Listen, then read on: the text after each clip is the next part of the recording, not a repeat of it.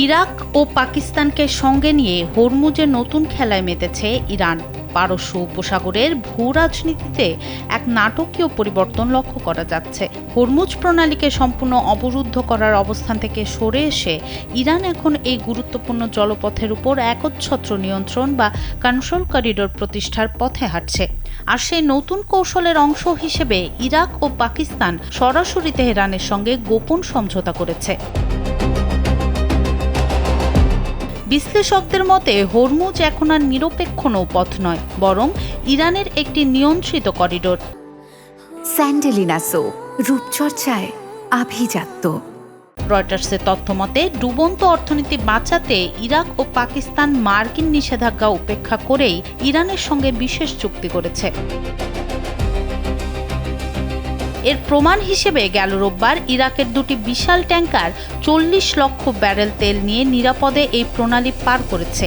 একইভাবে কাতার থেকে দুটি এনএলজি ট্যাঙ্কার বর্তমানে পাকিস্তানের পথে রয়েছে, যা ইরানের সবুজ সংকেত ছাড়া অসম্ভব ছিল।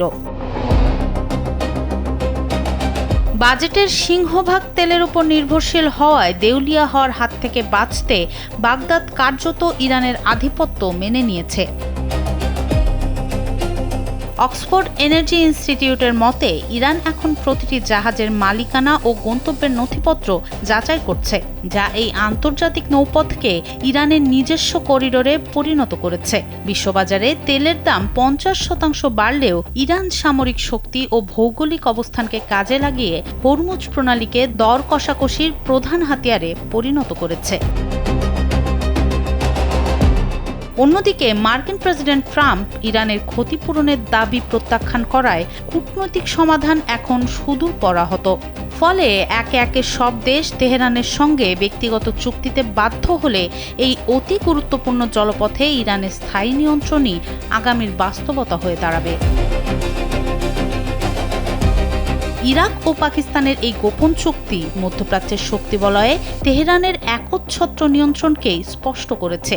ফলে হরমুজ প্রণালী এখন বিশ্ব রাজনীতিতে ইরানের সবচেয়ে শক্তিশালী দর কষাকষির হাতিয়ার।